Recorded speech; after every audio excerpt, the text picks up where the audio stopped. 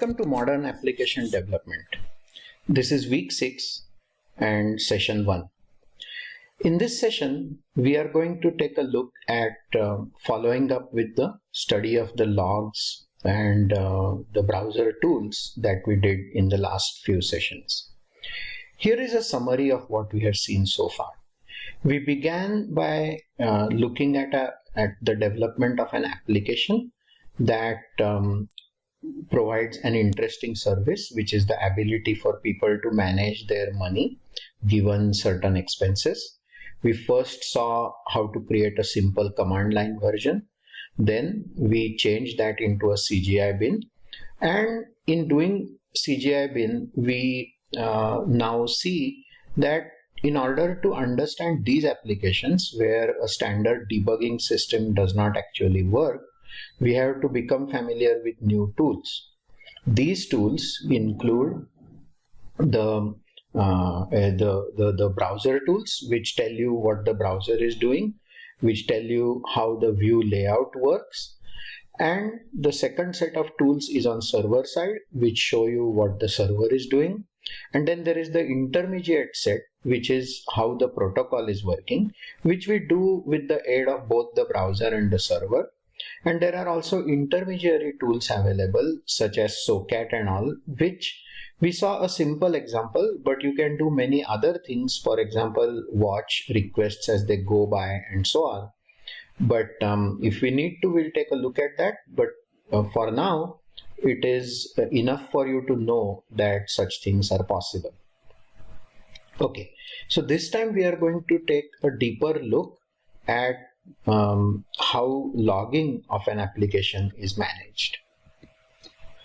So let's see. So the session plan is to understand application logging and to understand how together with the curl tool, which we have used before, we will be able to debug web applications and understand them in greater detail. It is important to understand facilities such as logging in the context of a very simple application, so that by the time we add other details such as servlets, we are not overwhelmed by the complexity of studying both of these things at the same time.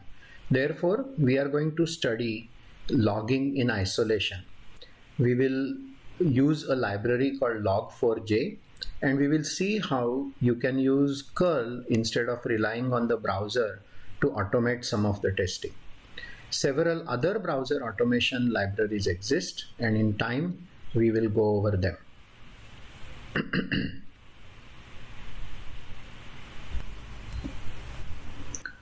For this session, our themes are as follows. A key difference between web applications and desktop or command line type applications is that in those types of applications, the person using it is present when the application is running.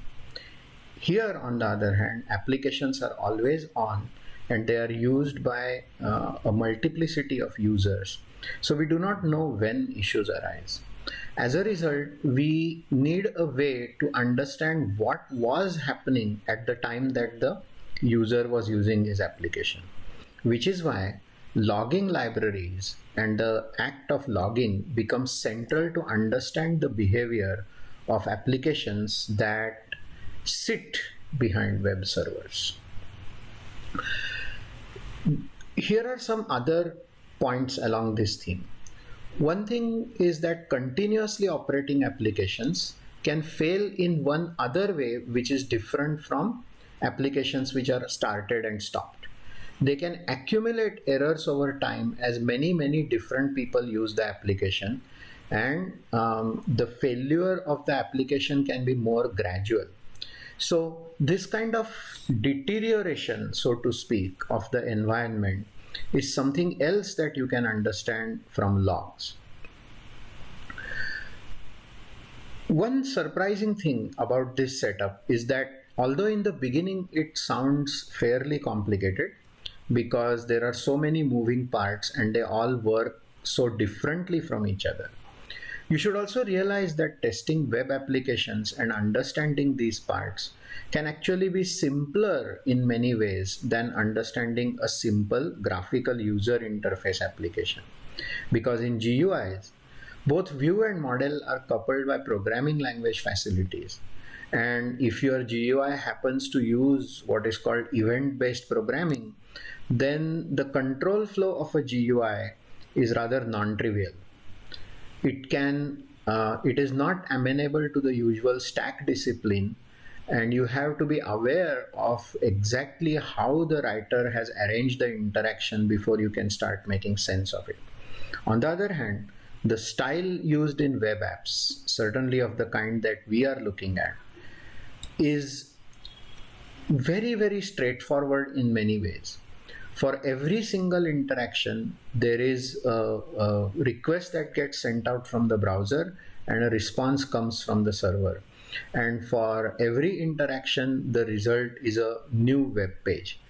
This style of writing applications has created a great deal of simplification in what people expect from applications. In a few cases, such as email and such other dense apps, things which are known as single page applications, the style created by the web originally seemed like it was a limitation, and that's how many people still think about these things. But as we shall see, there is actually a way to think of what the web does as the preferred way of writing applications as we go ahead. So in this session in particular, we will see that the fact that the browser server link is over a textual network protocol helps us understand the functioning of the two parts of the application much better than a tightly coupled view and model within a GUI application. The big picture for this session is the same as the one we used last time, which is there is the browser with its URL, it has a DOM, it has form contents, HTML, CSS, etc., etc. But now our interest lies in these kinds of applications. Last time we also saw how web servers maintain their own logs, and this time we are going to focus on logs that are generated by the application. We will see how you should write them and how they are generated.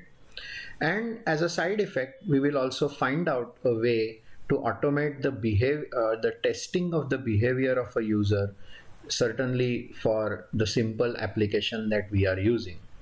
So you can think of this session as a continuation of the last one, looking at a part that we did not study so much last time.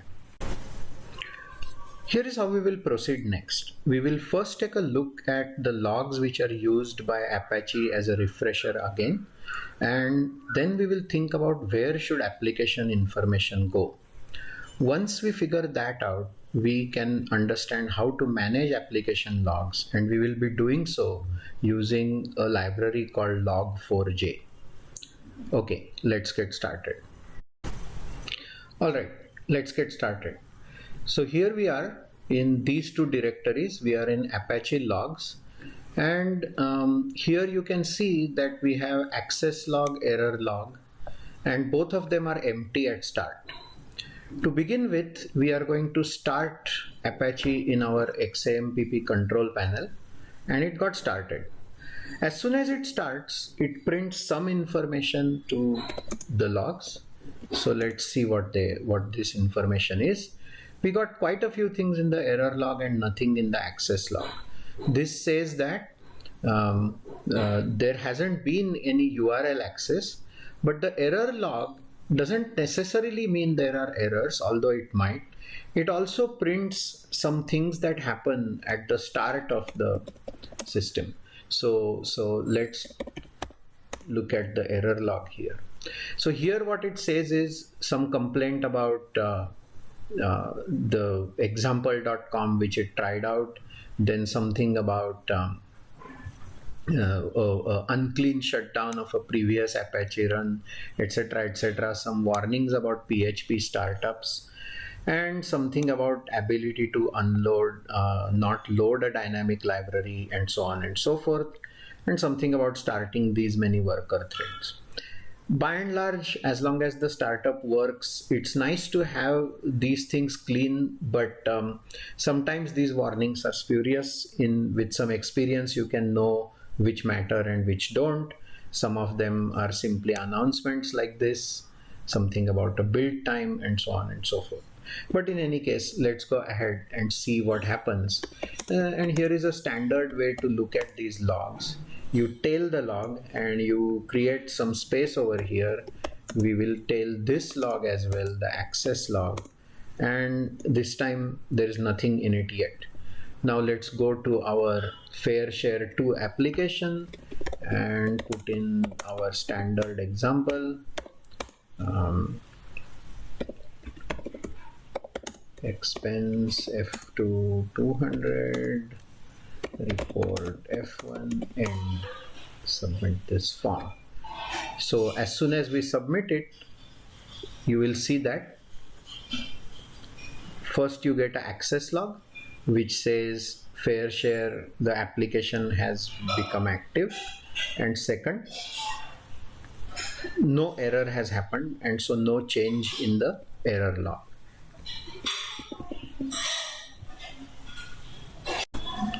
In this version of the fair share app, the app worked successfully, and so we didn't see anything in the error logs.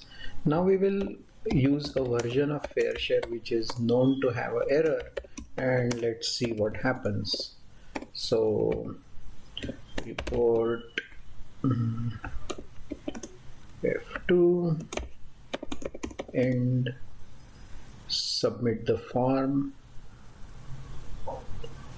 And as you can see, nothing shows up here because I know there is an error. And now let's see what the log says. So here we have the access log, which simply showed that there is an access. And in fact, there is something odd about this system, because as far as the access is concerned, we are actually returning a HTTP success code. But if you go back to the browser, of course, you cannot see anything. And as far as this system is concerned, we still see a HTTP success. And if you look at the contents, it looks like everything is okay. So this tells us that when designing the application, we have to make sure that the error status is properly reflected in the application, which we will see how to do in a little while. For now, we will ignore this part and instead see where can we find that there is an error, aside from the fact that there is a blank display here. So let's see what the error, that was the access. So this is what the error log has to tell us. It says, let's try and make this longer and let's see what happens. So what it says here is, first of all, that there was an exception in this thread and something did not, there was a Java class which it was unable to find. Then it kind of says the same thing over and over again. That part, I don't know why there are so many errors, but presumably all the errors are basically the same thing. I think every single time it attempts to use that thing, it generates an error. In any event, what matters is that there is enough information for us to figure out that something is wrong. Just exactly what is wrong, since we have injected this error deliberately, we already know. The point is that when a Java program is invoked, it gets a class path, and this particular class path, as it turns out, is not what you need. Instead, what we need is a class path which I have already put here. The point of this was simply to show that this kind of information is available and how to use it. So the next time we run this, we won't be having this particular problem. Let's test that out. So we'll go back here, come back, submit the form, and we have our result. So everything is working, and now success is actually success, and there were no new errors, as you can see. This is from the last time we created room here, so if there were errors, the new message would have arrived at this point.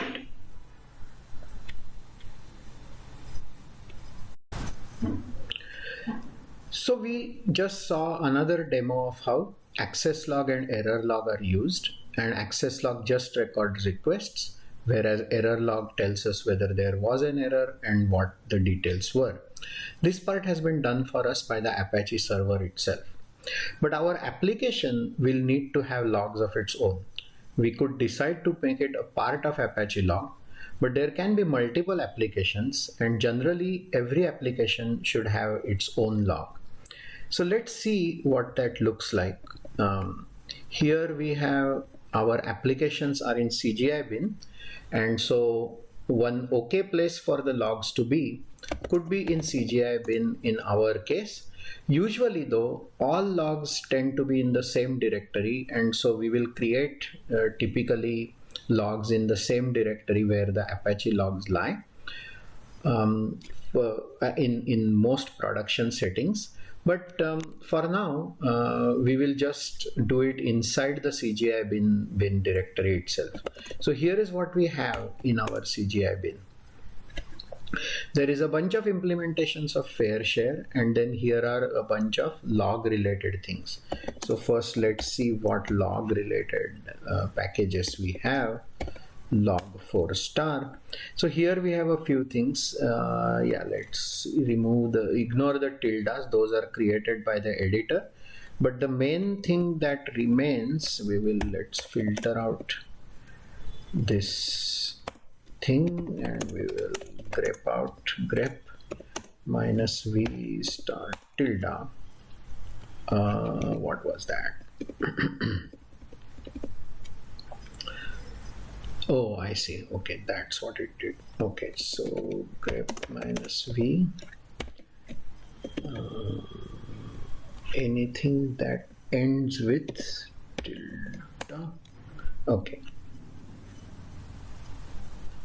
There is a star there. Good God, this is sometimes really irritating, this dependence on textual things. So we will remove everything with the tilde. Okay, so that leaves the files we want. So we have log4j2 XML, we have two jar files, and these two jar files, and the config is typically what you need for logging.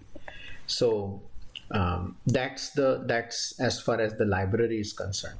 But first, before we look at the details of the library, let's take a look at what the general idea is behind organizing these logs. So here is what the log4j documentation tells us about logging versus ordinary printing.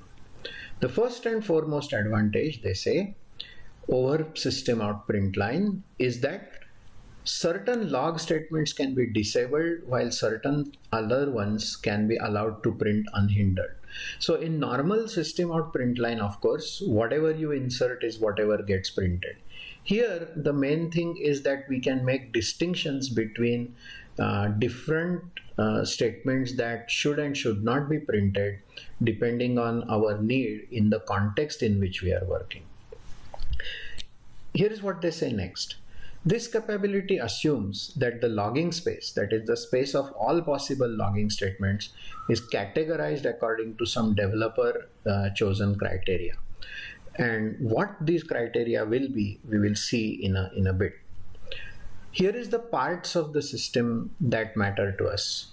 In the library, there is an entity called a logger, which we are supposed to use instead of system out printf or similar. And this is how we use it. Let's take a look at the actual code. So here we go. We import a bunch of these things, and then I have commented out mostly everything. Let's just take a look at these two lines. So first of all, here we have logger, and here we have logger.info, log something that will be useful. So what is happening is that there is an object which is automatically getting created, which the log manager class is available, and when you ask the log manager to get a logger that is appropriate for this class, we get it. By the way, this name is chosen by us. The logging system doesn't necessarily involve itself unless you ask it to be. And having acquired a logger object, we will now log something that will be useful. So let's see what happens. And here we go to CGI bin. Okay, let's head over to CGI bin and compile log test.java, and let's run it.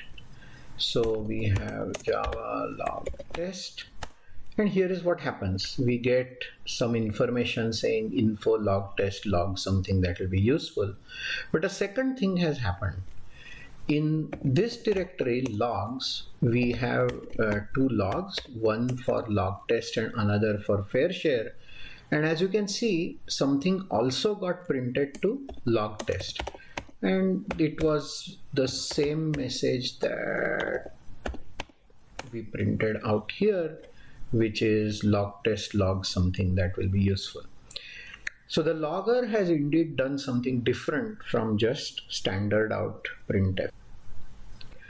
How did this know where to put that message? The answer is in the log configurator and the XML file that we just saw, which tells it what to do. So the configuration says that we can change the receiver of the output, and you can even do so dynamically during the execution of the program. There's one other feature which we will talk about, which is called log appenders, such that within a single log you can have multiple appenders. As a quick look, let's take a look at log for j2.xml.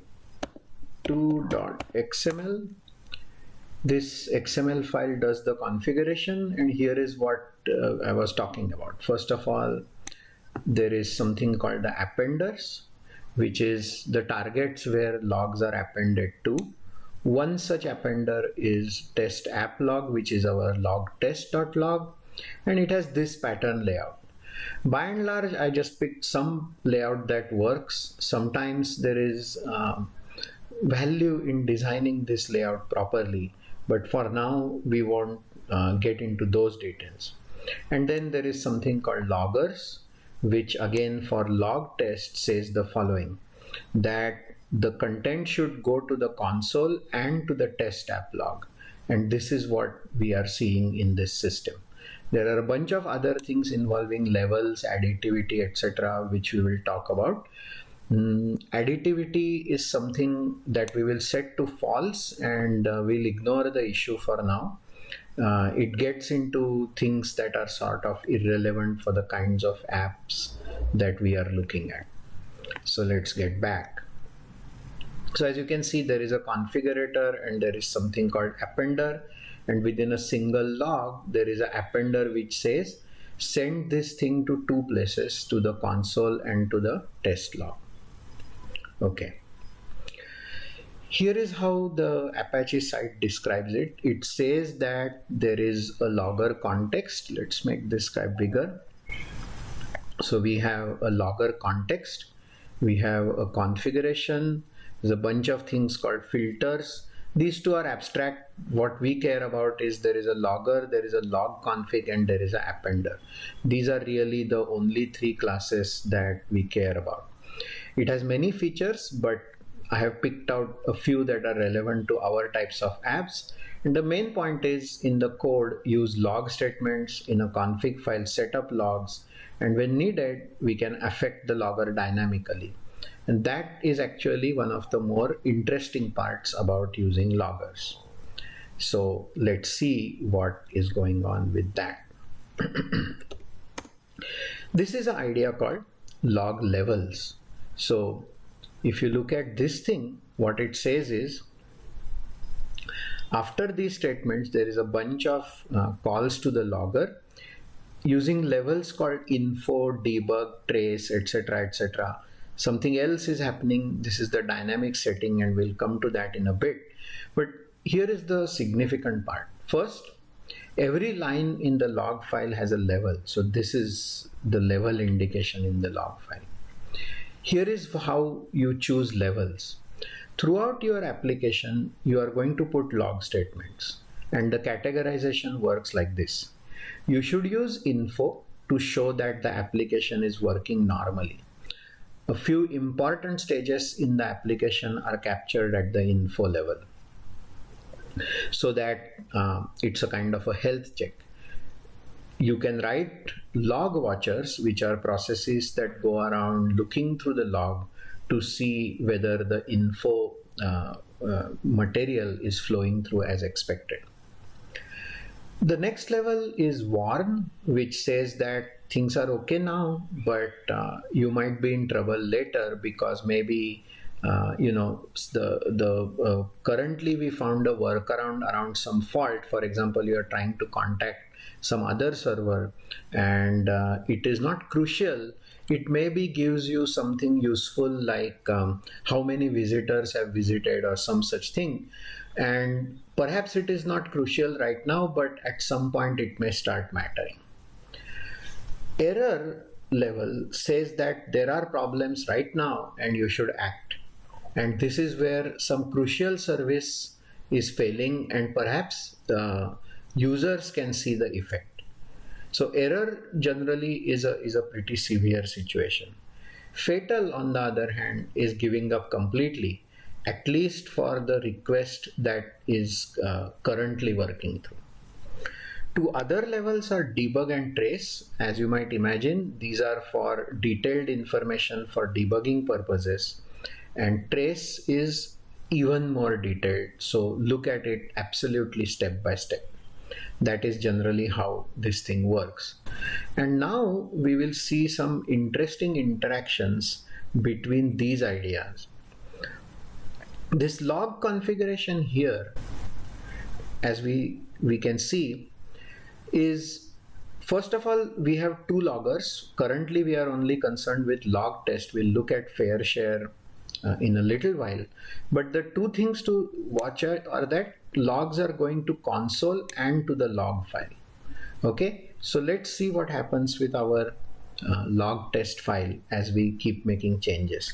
So first of all, here we have logger info, and after this we will put out a debug message, and we have to go and do the same thing that we did before, which is java c log test.java, and they're followed by java log test. Now we get one more message, info and debug, but this time something else interesting happens. So if we do cat logs log test.log, we find that the second info message has arrived. This is the previous one, but the debug message appears only on the console and not in the log file. Why did that happen? This was our choice in the configuration. So let's take a look at the configuration. It says here that overall this logger will accept any debug level and above messages, whereas trace and above will go only to the console, and the test app log will only have info level messages. Here what we are doing is, what we are using this idea of levels. In the notion of levels, there's more to than what we saw. There is an implicit hierarchy of levels. So we can say that info is a lower level in the hierarchy and debug is a higher level in the hierarchy. So the general idea is that we can say that levels higher than a certain level should not go inside a particular appender like we saw, such as the file system, whereas debug type messages should go to the console because the user has generated them, the developer has generated them to work that way. We will see the same thing happen, for instance, for debug level messages. So here is what we can see. We have log test.java, here there is trace, and here there is info. So this is our set of messages. Let's go back and do java c log test.java and java log test. Followed, this tells us that you get info, debug, and another info message. And here we get yet another info, two of the info messages. Now trace hasn't gone anywhere at all, because what we have said here is that in this configuration, the only debug level messages go to this logger, whereas inside it we have given a higher level called trace, but the message never makes it past the first filter. So this is what the class diagram was talking about when they were talking about filters. So here we have these filters, appender filters, which filter by level, and we have said that we don't want any more than this level of messages right now.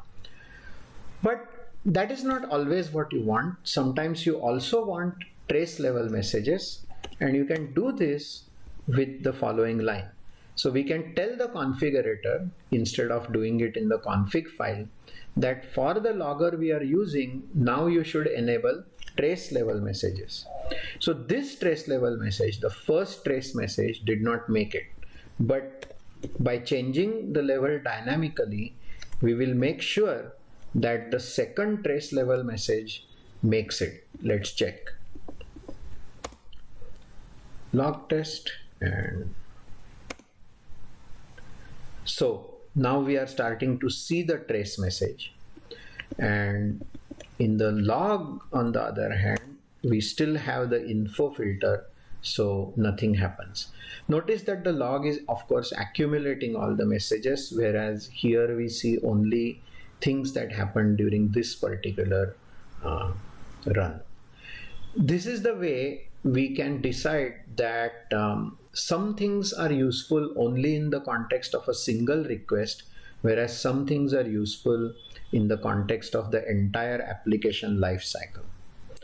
And accordingly, we can use the levels and filter out these messages. Since this is your first web app and you haven't really gotten into these kinds of issues before, eventually you will understand the importance of making these kinds of distinctions as the complexity of your app continues to increase. We said that what happened for one particular level, which is the trace message. Now let us see what happens for something like warn. Warn is considered of greater importance than info, and warn should therefore go to both destinations. But let's just verify. We have this, we have Java log test. So there is a warn message which showed up here, and if you go to the log, of course warn shows up here as well. We will see that the same thing happens for error and fatal, which are even more important than warn. And so we have Java C log test, Java log test, error and fatal. Going to the log, we have again error and fatal. So this is how a logging system helps us make important distinctions between message types, what to watch for. So the log watcher thing which I talked about right before, that's a separate program which watches a log, and it can start doing things like count the number of warnings or the frequency of warnings and any presence of error or fatal messages, and alert whoever is responsible for running the website. Once upon a time, the running the website part was more or less the province of system administrators. But increasingly, system administrators are asking to, or rather system administrators are being asked to develop some programming skills, and programmers in turn are getting asked to manage websites, though not always. It depends on the size of the organization. In something small like a startup, of course, everybody does everything, and so the being on alert for something like failures falls to the a lot of developers and for administrators if there are any. And then it is your skills, that your knowledge of the logs and what they are telling you, which can make a difference between success and failure in resolving problems. When I was involved in developing websites, at one point long ago, there used to be things called pagers, and the pager would alert you when something went wrong, and all of us had rotating pager duties. There is even a startup called, or maybe now it's a full-fledged company, I don't know, it's called PagerDuty, which takes care of precisely this, of who should be paged when what happens. And I don't know if devices called pagers are available anymore. I imagine that people simply get calls on their phones or whatever it is that these people do these days. But in any case, PagerDuty is one of the most interesting and important parts of any developer who is responsible for a website.